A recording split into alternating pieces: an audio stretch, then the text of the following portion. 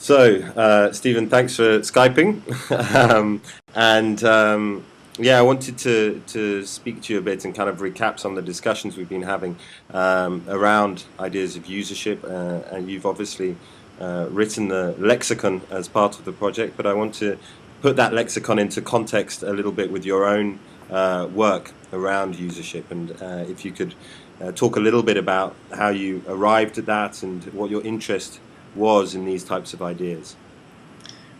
Well, I think that before I was interested in usership per se, I mean, before I named it as such, I was constantly finding myself frustrated by art being deprived of having use value. In other words, its value was constantly being reduced to its exchange value, and despite modernity's often overblown claims about being able to bust up the dominant semiotic order, it seemed that was just sort of paying lip service to an aspiration, but never really, art was never finding the bite, or not the hard bite that I think it potentially could have. And so I began to investigate the reasons for that in the history of ideas, why it was that art was withdrawn from the realm of the useful, and what a useful kind of art would be. But I became a little bit suspicious about the idea of instrumentalizing art, and so I shifted more towards the idea of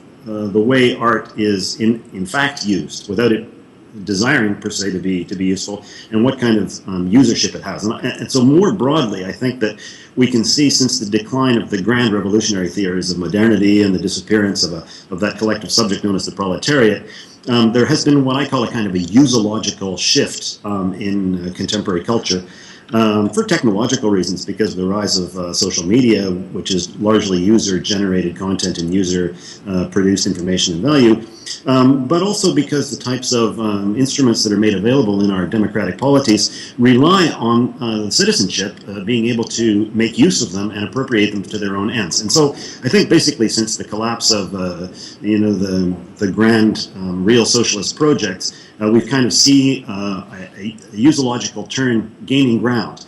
And so in the last decade, this notion of usership has really come to the fore as a kind of category of political subjectivity. It's not, of course, as if we didn't use things before. I mean, we've always used language, we use tools, we use drugs and all, goods and services all and sundry. But as a kind of category for perhaps restructuring the distribution of meaning in society, I think usership has gained ground quite specifically recently. And if I can just add a personal note to that, is that it was when I read Marcel Duchamp's very short text, which he wrote in the 60s on ready-mades, when he mentions, as a kind of a quip almost, a Duchampian pun, that he had thought about this idea which he calls the reciprocal ready-made, which is, rather than taking an everyday object or a usual object and putting it into the performative frame of art and making it into art, or making it also into art, he talks about taking art out of that performative frame and re-injecting it back into the usual, or back into the real. He says, for example, and he only gives an example, he says, use a Rembrandt as an ironing board. And I thought, wow, that's such a fantastic image of just exactly what I was looking for. Because although of course Duchamp was talking about objects, I think that if we extend that to other types of art-related practice and activity, it really provides a very strong, historically grounded model for understanding a type of art that's directed not towards spectatorship, but towards a renewed form of usership. And I mean, what I think is really interesting about the lexicon, and something that we've talked about a lot, is on the one hand, you're dealing specifically with ideas of usership in relation to art practice, but you're also addressing a much wider cultural and political shift, which you've just talked about. And as you say, people have been using words for a long time. And I think in that sense, what's interesting about the lexicon is that you are not introducing new terms.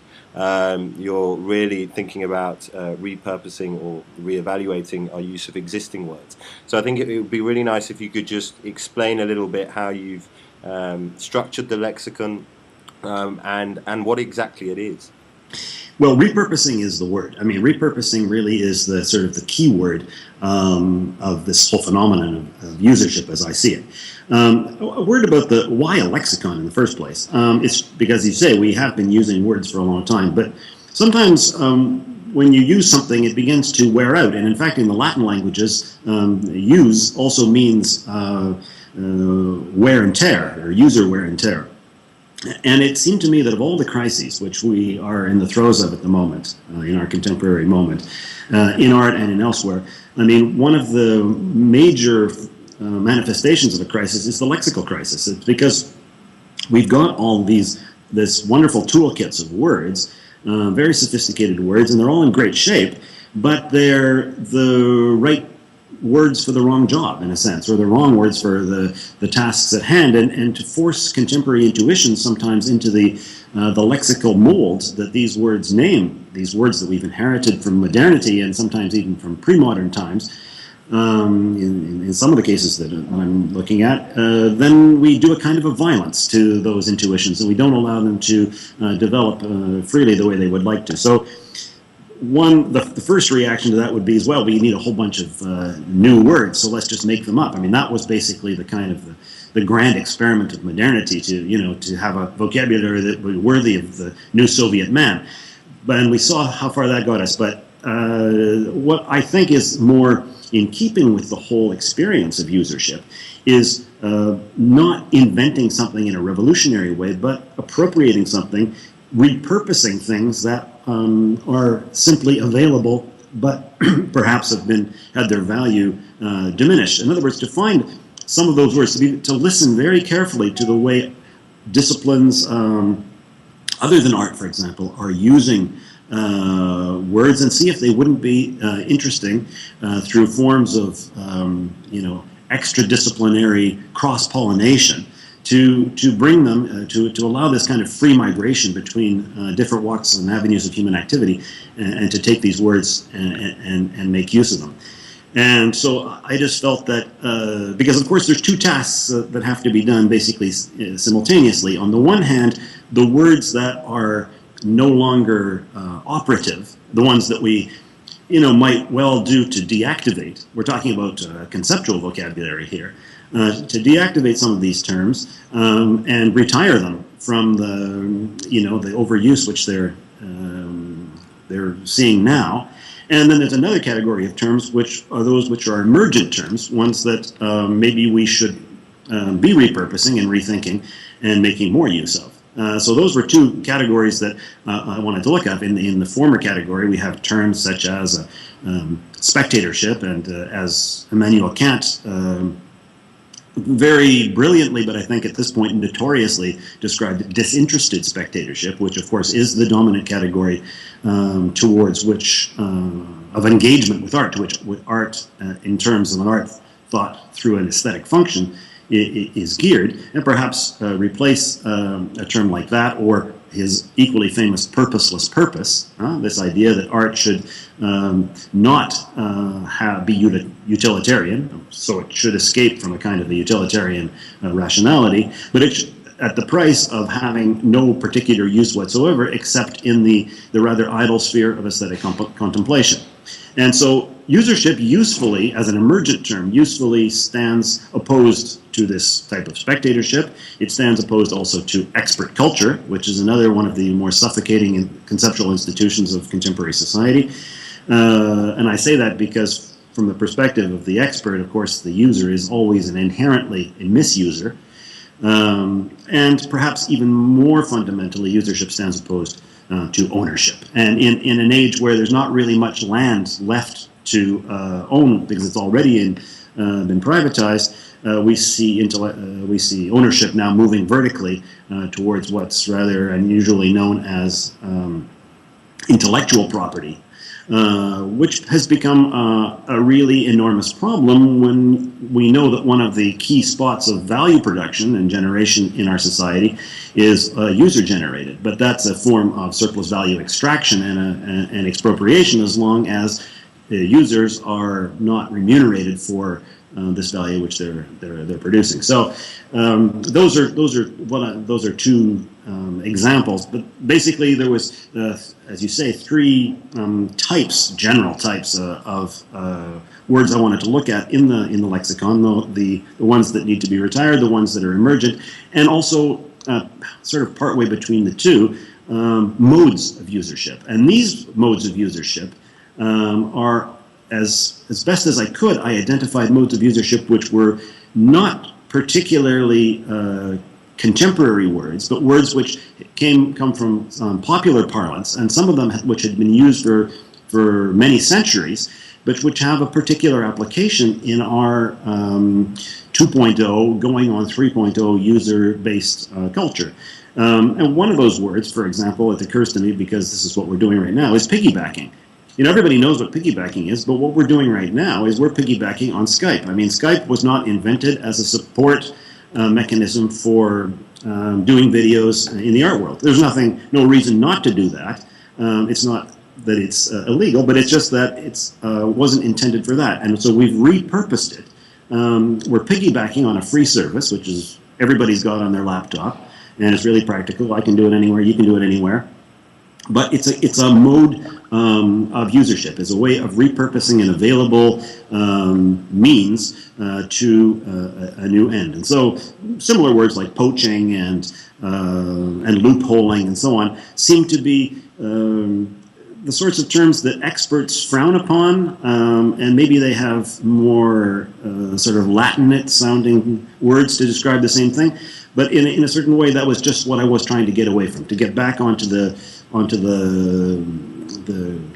solid ground, basically, where usership is operational. And then I want to end just by talking about the way that you bookend the lexicon, which was determined as much by the alphabet as by anything else. But if you could talk about this idea of one-to-one scale, which really opens the lexicon and in a way maps the lexicon in quite an interesting way, and then the idea of usership, which kind of ends the book, and the lexicon, and which one can kind of launch off with. Exactly. Well, it is nice that that the one-to-one scale opens it, and it's a subject we can deal with before we get to such terms as authorship and autonomy, which are very much in need of being not so much repurposed as really laid to rest. One-to-one scale is, I think, as I see it, one of the two primary characteristics of usership oriented art and art-related practice today. And what do I mean by that? Is that I think by and large the 20th century, even as it envisaged challenging the regime of representation, remained locked into invisible paradigm. I think it was kind of hidden or concealed behind its attack on the representational paradigm, was the paradigm of reduced scale. 20th century art, by and large, took place on a reduced scale. That was the scale on which art set out to map the real. And what we find now, and maybe it's sort of a characteristic of an emergence of a new century, because we definitely do find precursors of it in the chronological 20th century, is artistic practices that are ramping up their scale of operations to the one-to-one. In other words, they become inseparable in terms of their scale of operations from whatever it is they're grappling with. So they may be a library or an online archive, they may be a restaurant, or they may be, literally anything, but they are that, and at the same time, an artistic proposition of the same thing. So to take the example from Lewis Carroll's Sylvia and Bruno Concluded, which I kind of use as an anchor point there, they use the land itself as its own map. And to use the land itself as its own map, of course, is not to refuse the regime of representation, but it's simply not to make a representation which is different than the land itself, as it were. So it's actually to scale up, and rather than setting this distinction between art and the rest, art operates and invests and permeates the different types of activities that it's dealing with, rather than showing them. And I think that's a kind of a characteristic of all these types of user-oriented and user-generated practices. So it was really nice to have it at the beginning, and of course it becomes a kind of a red thread throughout the rest of the words, which ends up, of course, as you say, with the word usership itself. And as I already said before, but it does bear repeating to some extent, is that usership is not something, well, it's something which was anathema, basically, to art, is that art should be, because it was based on disinterested spectatorship and purposeless purpose, should not have something like a usership. But if it can find a usership, and as it appears to be doing in these cases of one-to-one scale practices, then it is really in phase, or in keeping, it's in step with these practices which we find online, offline, and right across the social spectrum. Okay, well, thank you, Stephen, for speaking today. Thank you for the lexicon, and yeah, we'll speak soon, I'm sure. Yeah, you bet. Bye, Nick. Bye.